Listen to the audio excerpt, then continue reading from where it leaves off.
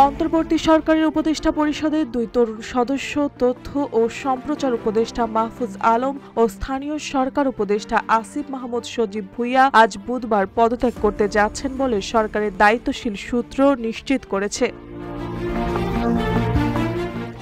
নির্বাচন কমিশন আজ বা আগামীকাল তফসিল ঘোষণা করতে পারে। তার ঠিক আগ মুহূর্তেই এই পদত্যাগ রাজনৈতিক অঙ্গনের নতুন আলোচনার জন্ম দিয়েছে। এরই মধ্যে আসিফ মাহমুদ দুপুর 3টায় সচিবালয়ে সংবাদ সম্মেলন ডেকেছেন।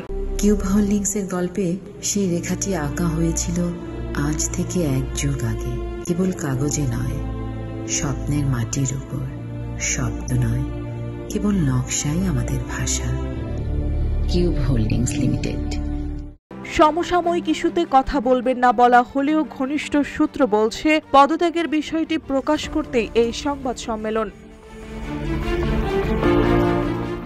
সরকারের ঘনিষ্ঠ সূত্র জানায়, গতকাল যমুনায় প্রধান উপদেষ্টা অধ্যাপক মোহাম্মদ ইউনূসের সঙ্গে উপদেষ্টাদের বৈঠকের বিষয়টি নিশ্চিত করা হয়। আসলে গত সেপ্টেম্বর থেকেই 2 ছাত্র প্রতিনিধিকে পদত্যাগের পরামর্শ দেওয়া হয়েছিল, কারণ তফসিল ঘোষণার পর সরকারের ভেতর থেকে তাদের নির্বাচনে অংশ নেওয়া বা রাজনৈতিক অবস্থান রাখা নিয়ে প্রশ্ন তৈরি হতে পারে। কিন্তু তারা সময় চাইলে বিষয়টি কিছুদিন পিছিয়ে যায়। অবশেষে তফসিল ঘোষণার আগে সরে দাঁড়ানোর সিদ্ধান্ত নিয়েছে তারা।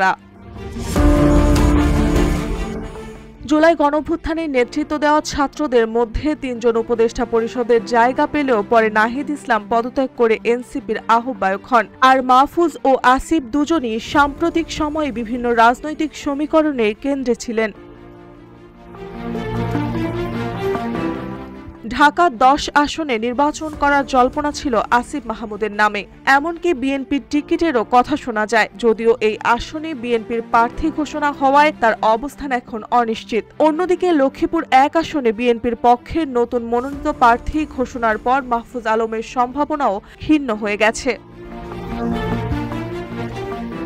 এদিকে নতুন রাজনৈতিক জোট এনসিপি, এবি পার্টি ও রাষ্ট্র সংস্কার আন্দোলনের সমন্বয়ে গঠিত তৃতীয় শক্তি বিভিন্ন আসনে প্রার্থী চূড়ান্ত করছে। 2 উপদেষ্টা এই জোটে যোগ দেবেন কিনা কিংবা স্বতন্ত্র প্রার্থী হবেন কিনা এ নিয়েও তীব্র কৌতূহল রয়েছে রাজনৈতিক মহলে।